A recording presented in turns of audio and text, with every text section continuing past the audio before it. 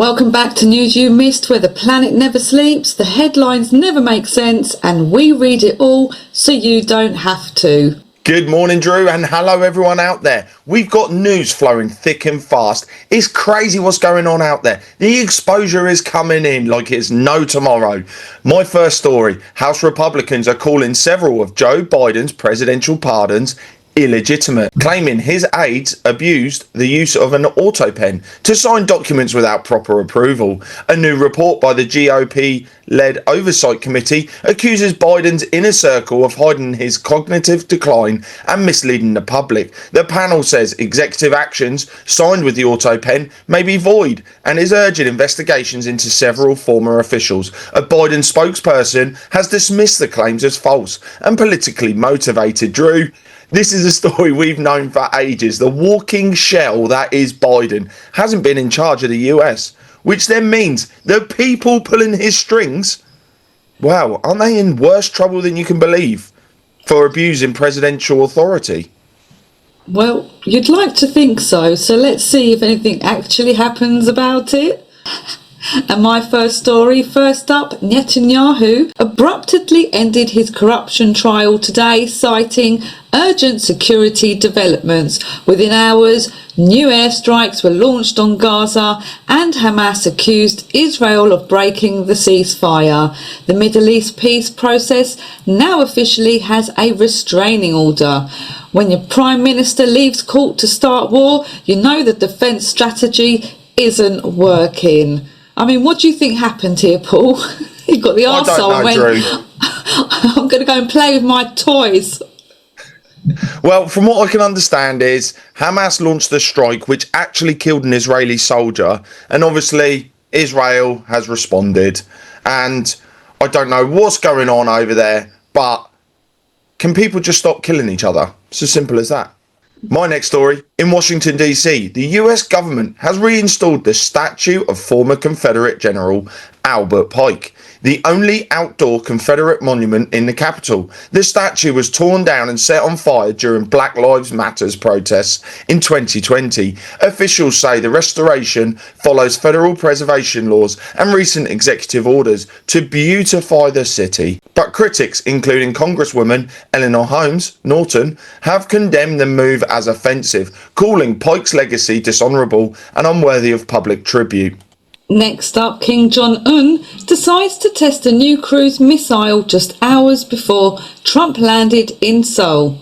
The timing says, welcome Mr. President in ballistic.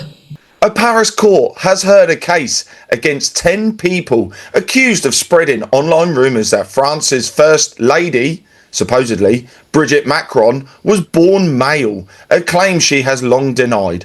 The defendants argued their posts were satire or free expression. Macron's daughter, Tiffaine Azuriez, testified that the false claims have deeply affected her mother's life. Drew, I'm sorry, but this could be settled in 2 tests. An X-ray of the hip area and a DNA test. Done. There doesn't need to be a court case. The only reason why they need a court case is they're trying to keep up a lie.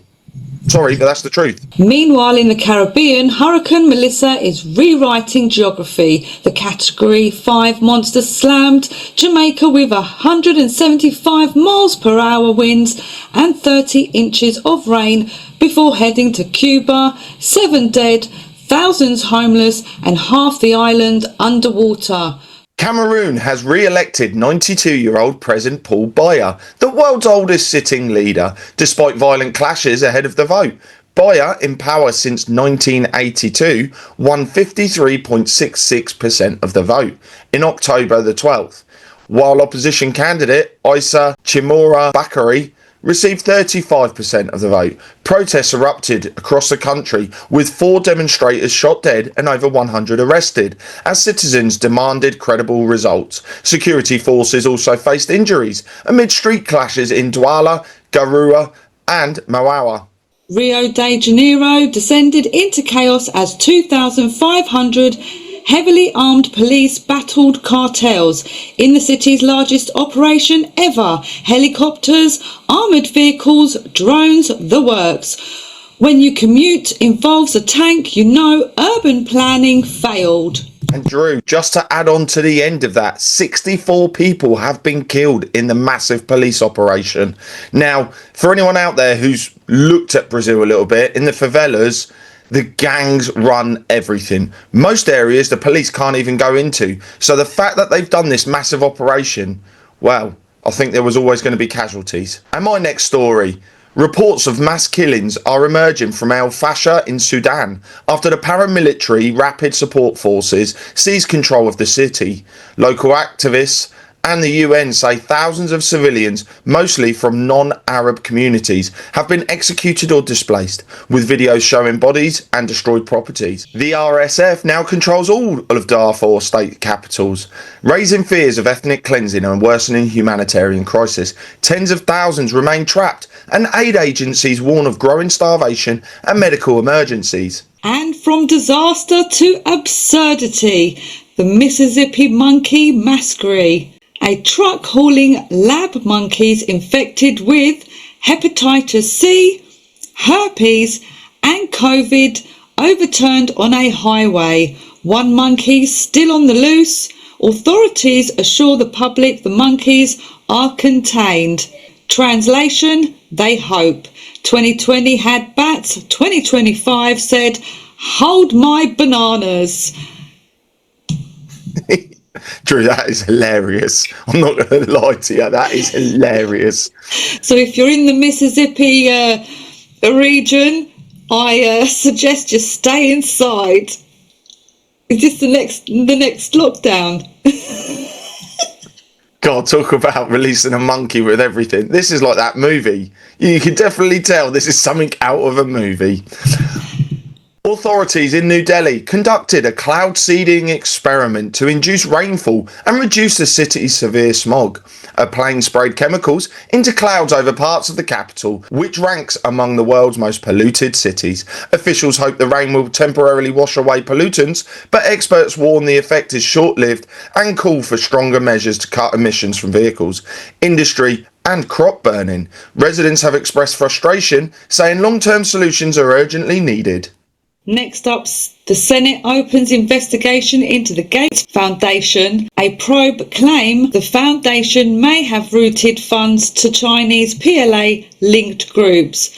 No charges yet, just questions and probably a lot of lawyers sweating through linen. Every time you donate to save the world, someone else checks if you accidentally funded it. Alright, grab your calculators and your cocktails. It's time for Financial Funnies, where the numbers go up, the jobs go down and reality checks are out of stock. Paul, what's your first one? Gold just pulled off a historic mic drop moment for the first time in nearly 30 years. Global central banks now hold more gold than US treasuries. That's right, the shiny stuff is back on top, with central banks holding around 36,000 metric tons, roughly $4.5 trillion. Move over dollar. Gold is here to remind everyone who's really in charge of the world's savings. So if you've been holding on to your coins under the mattress, you're basically in good company. And Apple just hit $4 trillion, the third company in history to do so. iPhones now worth more than some nations. Investors cheered. Economists quietly wept. Remember when Apple sold computers? Now they sell vibes and still charge extra for the charger.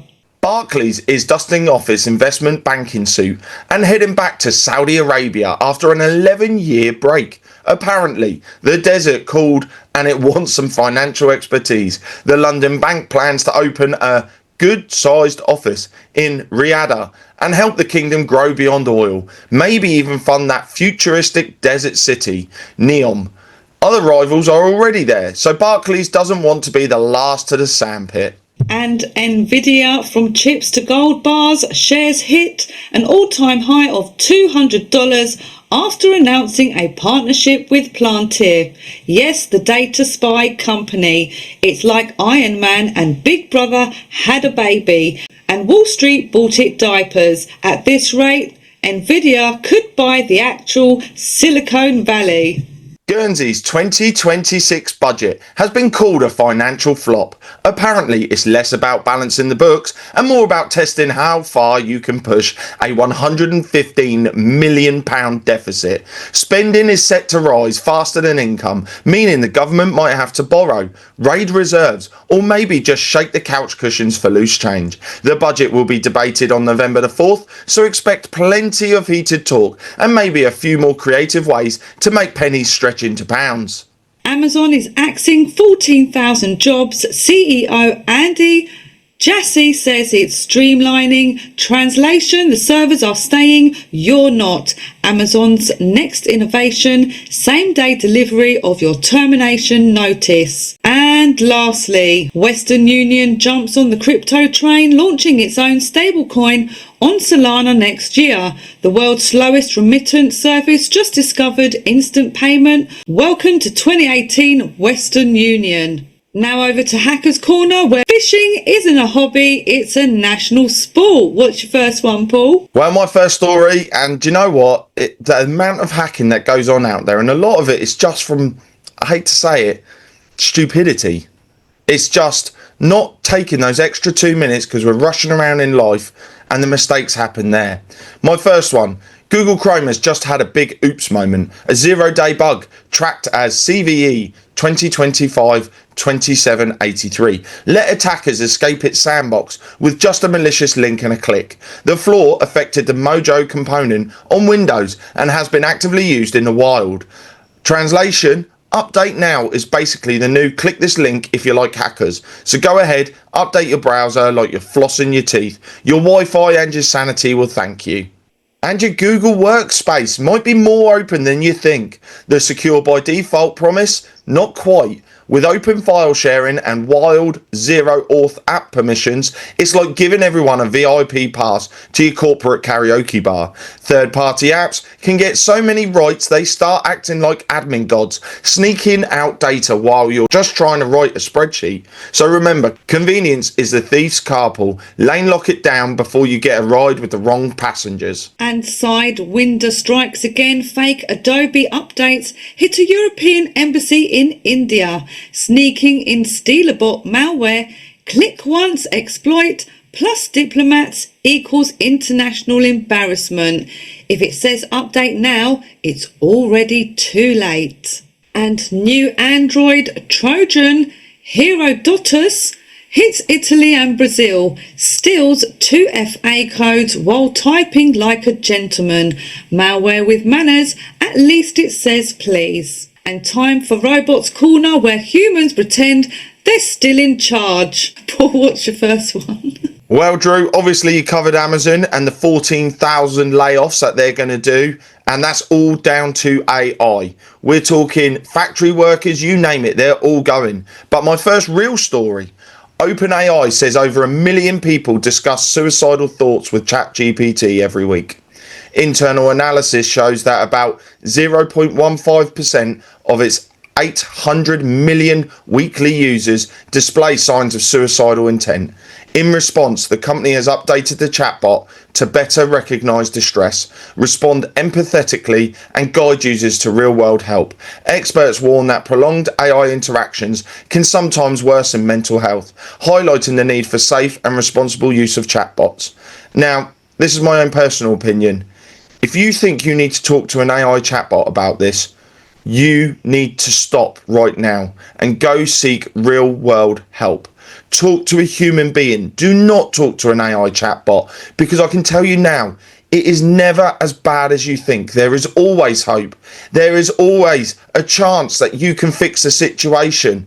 You've just got to talk to somebody. So please don't suffer in silence. And Tesla's revealed its unified AI brain that runs both cars and humanoid robots. Millions of fleet cameras feed one neutral net that can drive, walk, or possibly overthrow civilization. Pure vision learning, no LiDAR, no radar, just vibes and 3D mapping.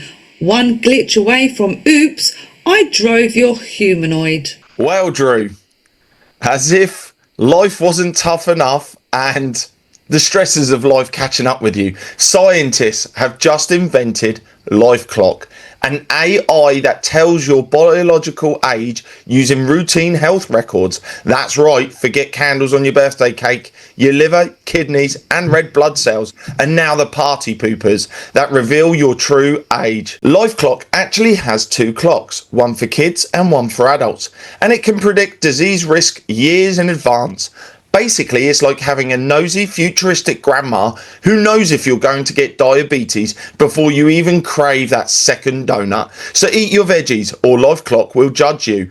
Now, Drew, this is just the start. It won't be long before it starts predicting when you're going to die. And the last story for our AI segment of the show. Hurricane Melissa is wreaking havoc in the Caribbean, and apparently so is the internet.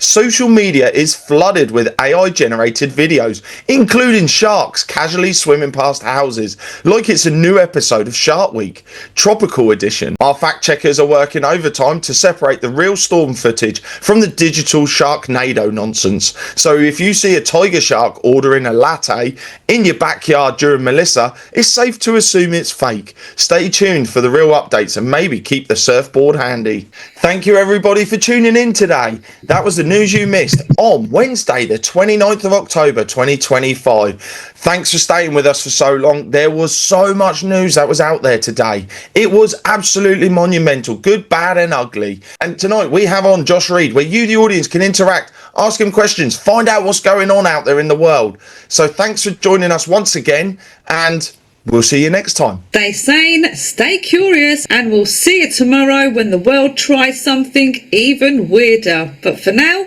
bye bye.